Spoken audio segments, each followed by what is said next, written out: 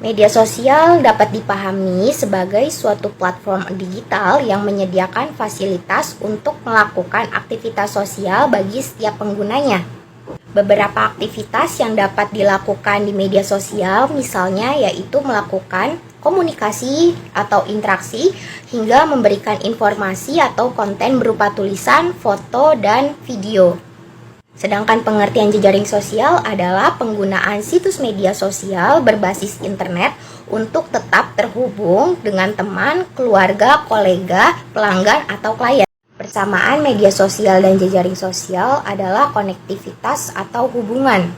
Media sosial merupakan media yang sangat luas dan mencakup beberapa jenis media meliputi webblog, terus social blog, podcast, microblogging, forum internet, dan juga beberapa jejaring sosial.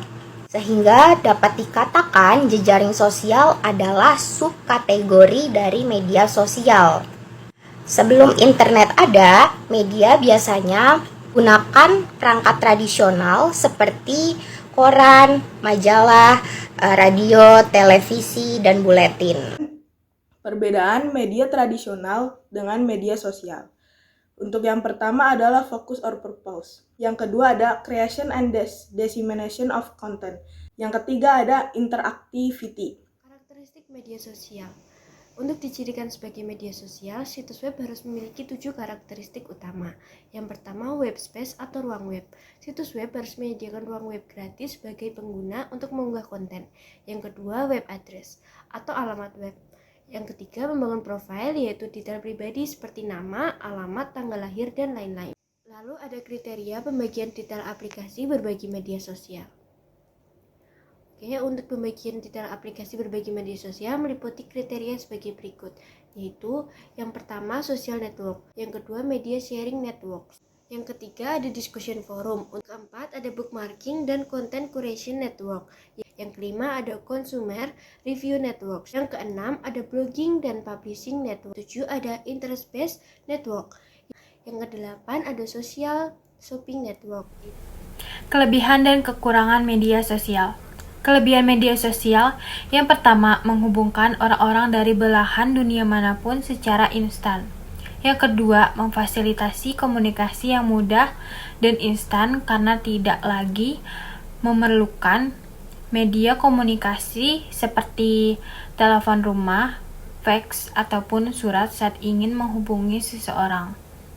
Sebagai gantinya, kita dapat menggunakan laptop dan smartphone untuk berkomunikasi dengan siapapun di berbagai platform yang tersedia.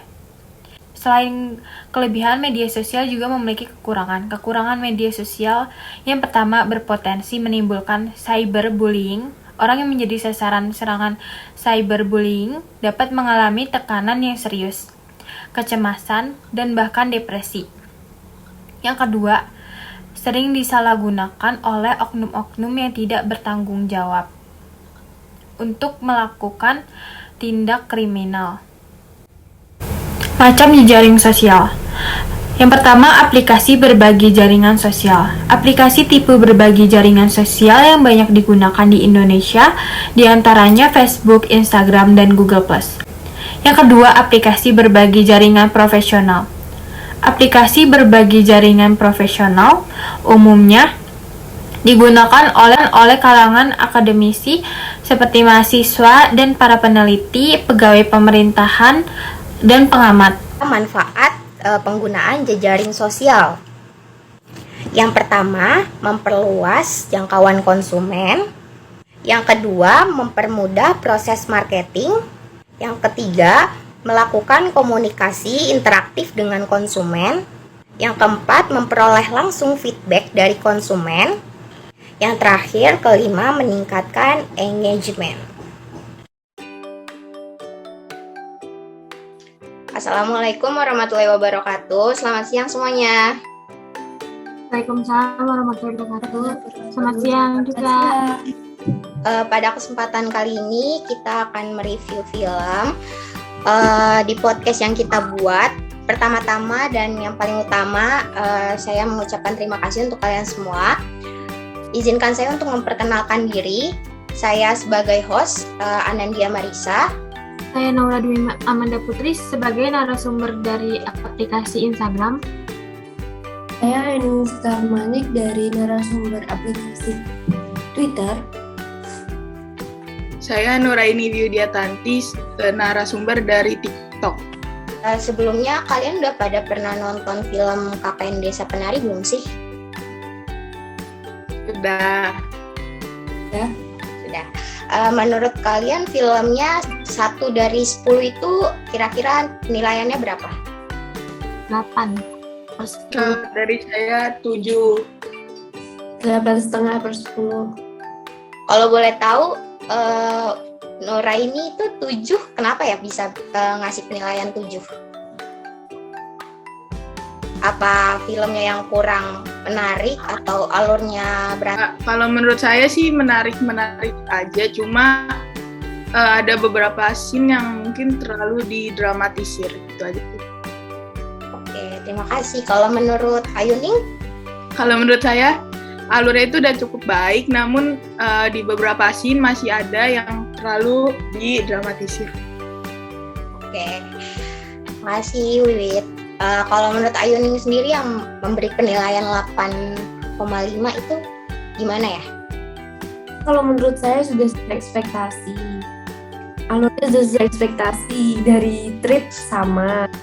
Cuman pemerannya ada yang beberapa kurang mendalami sih.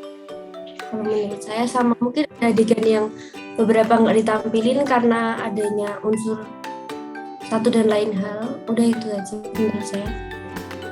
Kalau dari Naura sendiri, filmnya itu kayak gimana? Filmnya ya cukup menarik, cuma ya seperti yang Ayuning tadi jelaskan, sudah sama seperti treatnya kok. Lanjutkan ke pembahasan kita akan berdiskusi mengenai sebelumnya saya izin share screen, di mana artikel yang saya temukan diragukan keaslian kisahnya sutradara KKN di Desa Penari Angkat Suara.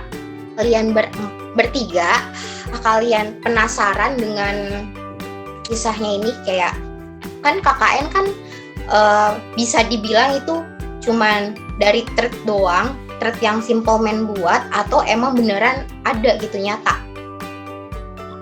Izin menjawab ya. Kalau menurut saya itu untuk keasliannya sendiri itu sepertinya memang benar asli, dikarenakan dari mulai latar dan juga pesan moralnya itu sangat amat tersangkut paut gitu aja sih. Jadi menurut Nuraini sebagai warganet TikTok, berarti keasliannya ini benar-benar terjamin ya? Iya. Di Instagram gimana? Warganet Instagram. Kalau dari hasil pencarian saya pada aplikasi Instagram, kebanyakan netizen berpendapat bahwa cerita tersebut asli, tetapi ada juga yang berpendapat bahwa itu cerita karangan yang ditulis oleh akun Twitter milik Simple Man. Jadi itu akun Twitter Simple Man itu biasanya emang yang khusus untuk menulis cerita horor gitu. Netizennya berpendapat bukan berasal dari kisah nyata dan hanya bertujuan untuk marketing film.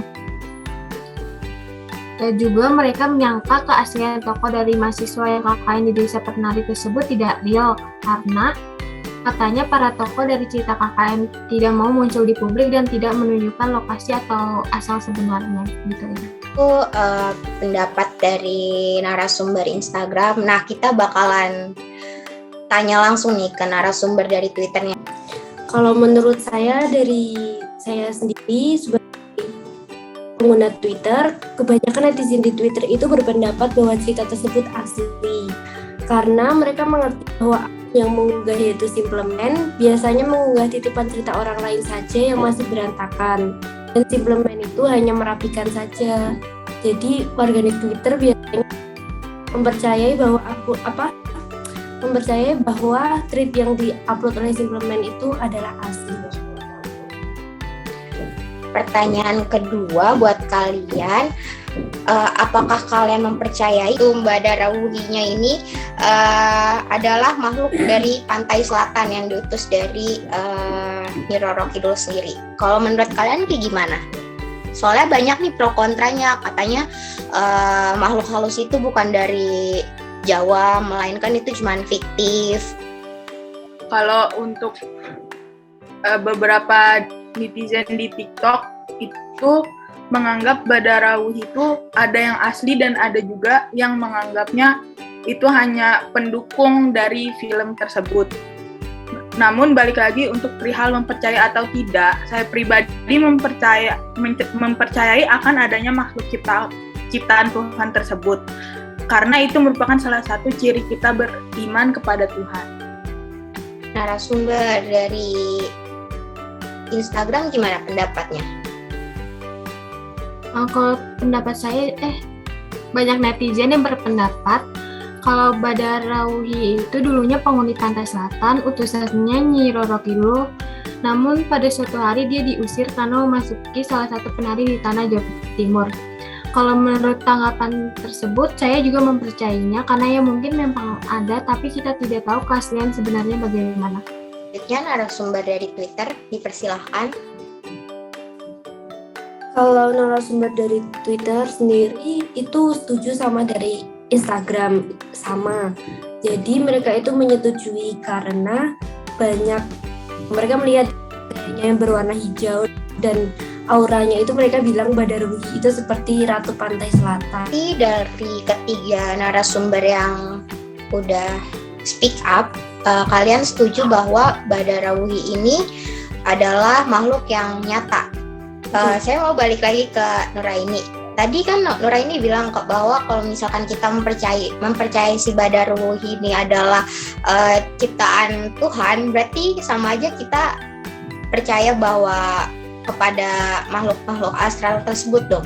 Teman-teman, Tuhan itu kan bukan hanya menciptakan manusia, malaikat, melainkan juga menciptakan jin-jin dan setan-setan ya. Jadi menurut saya ya itu termasuk ciptaan Tuhan juga gitu.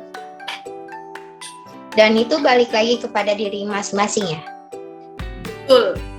Oke, selanjutnya ke pertanyaan ketiga. Bagaimana tanggapan kalian dengan masalah keaslian film ini? Bahkan banyak warganet sampai mengulik orang-orang KKN yang aslinya. Menurut kalian tuh kayak gimana? Itu suatu perbuatan yang benar dimaklumin, emang harus kita kulik atau seharusnya ya gak usah dikulik, itu biarin aja, kita harus menikmati karyanya aja, gak usah sampai ngebawa-bawa orang-orang aslinya gitu. Sebagian warga net di TikTok ya menganggap film ini sesuai dengan kisah nyata yang dipadankan dengan beberapa rekayasa untuk menarik perhatian penonton, dan tidak sedikit pula penonton yang menganggap film ini asli dan sesuai dengan kisah nyata, hingga akhirnya ia mengulik pemeran yang ada di film tersebut untuk mencari kebenaran dan keasliannya.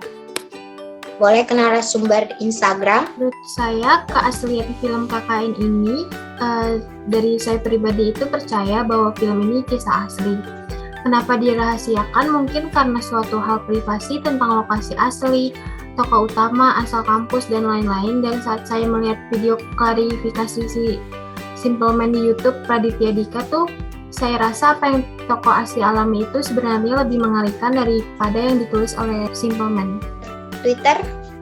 Kalau menurut saya pribadi, sebenarnya banyak orang yang nggak percaya hanya karena tidak ada yang membocorkan nama universitas, foto orang asli, dan nama asli yang mengalaminya. Namun untuk saya sendiri mempercayainya karena memang dari awal sudah diminta untuk tidak menyebutkan pihak manapun, serta mungkin belakangan ini sudah mulai tersebar foto orang aslinya hingga nama kampusnya. Bahkan jika ini hanya marketing pun saya tidak merasa dirugikan karena merupakan film horor terlaris sepanjang masa selama ini. Tapi kalau saya pribadi, pendapat saya ini adalah asli dan tidak sewajarnya untuk dikulik karena itu adalah hal privasi. Kasih atau dapat dari narasumber Twitter. Berarti kesimpulan dari ketiga media sosial yang saya dengar ini, pendapat dari kalian bertiga memang ada sangkut paut ya, berarti semuanya emang benar-benar pro terhadap keaslian film ini. Lanjutnya, bahasan ini tak sudahi dan sudah clear ya. Dan terima kasih atas jawaban yang udah kalian sampaikan atas lian dari kisah KKN ini. Podcast pada siang kali ini saya tutup.